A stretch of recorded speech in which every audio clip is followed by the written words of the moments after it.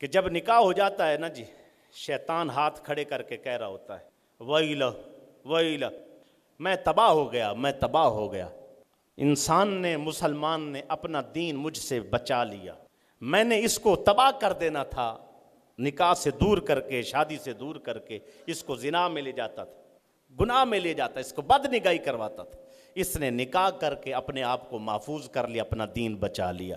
دوستو، کس چیز کا انتظار کرتے ہو؟ بچے کتنی عمر کو ہو گئے ہیں، شادیاں نہیں کرتے، کس کی ذمہ داری ہے؟ بچوں کی عمر کتنی ہے شادی کی؟ کوئی بیٹھا بتا سکتا ہے؟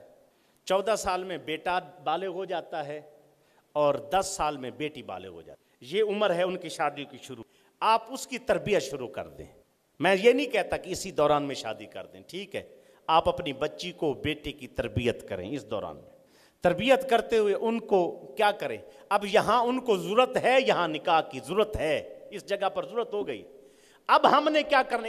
اسلام کہتا ہے کہ اگر بہن بھائی ہیں دونوں اور کمرے میں اکٹھے سوتے ہیں تو اکٹھے سونے والوں کے بستر بھی علیحدہ کر دو، دونوں بہن بھائیوں کو بھی اکٹھے نہ سونے دو، جب ان کی عمر اتنی ہو جائے کہ جب یہ بلوغت کو یا عاقل ہو جائیں، ان کے بستر جدا جدا کر دو، علیحدہ کر دو، اکٹھے نہ بیٹھنے دو۔ میرا سوال ہے کہ بہن بھائی اگر جوان ہونے کے بعد اکٹھے نہیں سو سکتے، اور یہ بیکن ہاؤس سکول سسٹم یا کو ایجوکیشن کے نام پہ جتنی بغیرتیاں سکول ہم سے کروا رہے ہیں، اور یہ سکول والے اور کالجوں والے اور یونیورسٹیوں والے ہم سے کرا رہے ہیں، اگر بہن بھائی کی نگاہ خراب ہو سکتی ہے بلوغت کے بعد، کیونکہ ان میں یہ چیز پائی گئی ہے کہ ان میں یہ چیز عنصر پیدا ہو گیا ہے کہ جیسے آگ کے ساتھ گھی رکھو گے گھی ضرور پگھلے گا، جب تک تم گھی اور آگ کو جدا نہیں کرو گے، اگر جیسے ہی نزدیک کرو گے تو وہ پگھلے گا۔ آج بیٹیاں، آج لڑکے، لڑکیاں، ہم سب نے اکٹھی کر دی اور پھر انتظار میں ہوتے ہیں جی یہ ڈاکٹر بن جائیں، یہ فلاں ہو جائیں، یہ وہ ہو جائیں، وہ میں اللہ مجھے معاف کر دے، وہ ڈگریاں بعد میں آئیں گی، بغیرتی کی ڈگریاں پہلے آ جائیں گی۔ کسی کو سمجھائیں نا جی، وہ کہتے جی یہ قدامت پسند لوگ ہیں جی، یہ ترقی نہیں کرنے دیتے۔ ترقی بے حیائی کا نام ہے، ترقی بے غیرتی کا نام ہے، ترقی بے دینی کا نام ہے، ترقی بے حیائی اور کنجر پونے کا نام ہے، تو اس ترقی پہ لعنت ہے۔ ترقی تو وہی ہے جو میرے آقا نے ہمیں بتا دی ہے، ترقی وہ ہے جو اسلام نے ہمیں سکھا دی ہے، وہ ترقی ہے جس میں بیٹی کی عزت محفوظ رہتے۔ یہ اشفاق احمد جو رائٹر تھا، ادیب، یہ کہتا ہے میری توبہ کی وجہ، ایک کچھ نوجوان بیٹھے تھے، کہتا ہے کہ کچھ نوجوان بیٹھے تھے تو نماز کا ٹائم انہوں نے نماز ادا کی پارک کے اندر، کچھ عورتیں بڑھ کے آگے، کہا کیا کر رہی تھی؟ لندن کی بات ہے اور یہ بھی لندن میں رہتا تھا، تو کہتے نماز پڑھ کے جب وہ فارغ ہوئے تو اور لڑکیاں دیکھ رہی نماز پڑھتے قریب آئیں، کہتی کیا کر رہے تھے؟ کہا جی نماز۔ کہتے یہ وہ کیا ہوتا ہے؟ کہا جی اللہ کی عبادت ہوتی ہے، اللہ کی عبادت ہوتی ہے۔ کہا اچھا، کہا کہ آپ کی عبادت ہمیں اچھی لگی ہے۔ اس نے 2-4 اور کوئی باتیں کی، تو بعد میں جو ہینڈ شیک یعنی سلام جیسے کرتے ہاتھ ملاتے ہیں، کافر بھی ملاتے ہیں، ان میں عورتوں مردوں کا کوئی نہیں ہوتا۔ جب اس نے آگے ہاتھ بڑھایا نا تو اشفاق احمد کہتا ہے میں سامنے بیٹھا تھا وہ بینچ پر، کہ جب اس لڑکی نے ہاتھ بڑھایا، کافر لڑکی نے، تو اس مرد نے اپنا ہاتھ پیچھے کر کے کہا یہ ہاتھ تیرے لیے نہیں ہے، یہ ہاتھ میری بیوی کے لیے ہے۔ وضع میں تم ہو نصارہ تو تمدن میں حنود، وضع میں تم ہو نصارہ تو تمدن میں حنود، یہ مسلمان ہیں جنہیں دیکھ کر شرمائے حنود۔ آج ہم ایسے مسلمان ہیں کہ ہندوؤں کو بھی شرم آ رہی ہے کہ یار یہ کیسے مسلمان؟ وہ مسلمان ہیں جنہوں نے کردار کر کے دکھایا ہے کہ آج ہمارے یہ جتنے بھی وہ ذرا جا کے ہاتھ ملا رہے ہوتے ہیں لڑکیوں کے ساتھ۔ آج بچے ہم سے سوال کرتے ہیں جی ابو جی ایک کافر نے کہ مسلمان؟ جب اس نے ہاتھ پیچھے کیا، کہا جی ہاتھ میری بیوی کی امانت ہے، یہ میرا ہاتھ کسی کو نہیں لگ سکتا۔ اس وقت وہ لڑکی بیٹھ کے رونے لگی اور کہنے لگی ہم 11 سال کی عمر سے جوان ہو کے شوہر ڈھونڈتی ہیں اور مرتے دم تک ہمیں شوہر نہیں ملتا، ٹیشو پیپر کی طرح استعمال کر کے ہمیں لوگ پھینک دیتے۔ دعا کر میرے پاک نبی کو، دعا کر اللہ کی بارگاہ میں التجا کر کے جس نے اتنا مبارک کلام تیرے لیے بھیجا، تیرے لیے راستے چنے، تیرے لیے حیات جاویدانی دی، ایسی جو کبھی ختم ہونے والی نہیں، ہم نے اس راستے کو چھوڑ کے کہاں سے کہاں تک اپنی بچیوں کی بچوں کی وقت پر نکاح شادی کرو، جب ہو جائیں جتنی تماش بینیاں ہیں، یہ رسم ہنا، یہ بغیرتیاں، یہ فلاں فلاں چھوڑ دو۔ بادشاہ وقت نے حضرت سعید بن مسیب کی بیٹی کا رشتہ مانگا، بہت بڑے محدث ہیں یہ تابعی۔ سلیمان بن عبد الملک نے اپنے بیٹے کے لیے رشتہ مانگا کہ مجھے رشتہ دے دو، کہا میں نہیں دوں گا، تیرا بیٹا شرابی ہے۔ اور یہ بھی یاد رکھ لو، میرے آقا کا فرمان ہے، جس نے شرابی کو رشتہ دیا، شرابی کو رشتہ دیا، اس نے اپنی بیٹی زنا کے لیے دی۔ جس نے بے نمازی کو رشتہ دیا، بے نمازی کو، یہ بھی حدیث پاک، بے نمازی کو رشتہ دیا، اس پر لازم ہے کہ پہلے سوچے کہ اس کو پتہ نہیں تھا، اگر بعد میں پتہ چلا تو وہ بچی کو چاہیے کہ اس سے طلاق لے۔ ہم کدھر تک چلے گئے؟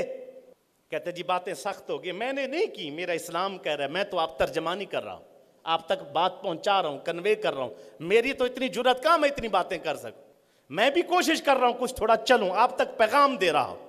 جب اس نے رشتہ مانگا بیٹے کے لیے، کہا تیرا بیٹا شرابی نہیں دوں گا۔ اس نے حضرت کو بلا کے، وقت کے امام ہیں، کوڑے مارے، کہا نہیں دیتا۔ بادشاہ کا بچہ رشتہ مانگے، اتنی سلطنتوں والے لوگ رشتہ مانگے، رشتہ نہیں دیا۔ جب رشتہ نہیں دیا اس کے بعد سزا دی گئی، آپ نے اپنی کہا میری نیک بیٹی ہے، میں اس کا رشتہ نہیں دوں گا۔ ہوا کیا، ایک دن حضرت صاحب بیٹھے ہیں، سعید بن مسیب رضی اللہ تعالیٰ عنہ، آپ کا ایک نمازی ہے، وہ 2 دن نہیں آیا۔ جب وہ آیا آپ نے فرمایا ہاں بھئی حضرت 2 دن نماز پہ نہیں آئے؟ کہتے ہیں حضرت جی میری بیوی فوت ہو گئی تھی، میں کفن دفن میں مصروف تھا، لوگ آئے تھے، اسی وجہ سے میں نمازیں ادھر ہی پڑھتا رہا ہوں، میری جماعت چلی گئی 2 دن کی۔ حضرت صاحب نے فرمایا نکاح کرو گے؟ تو کہنے لگا حضور غریب آدمی ہوں، پہلے بھی بڑی مشکل سے کسی نے دی تھی، اب مجھے کون دے گا؟ کہا تو تیار ہے نکاح کرنے کو؟ تیار ہے جی میں تو تیار ہوں۔ کہتے جی آپ نے فرمایا پھر تیار ہو جا، میں نے اپنی بیٹی کا رشتہ تیرے ساتھ کر دیا۔ بادشاہ وقت مانگے تو رشتے نہ دیں، اسلام تیرے چاہنے والے نہ رہے۔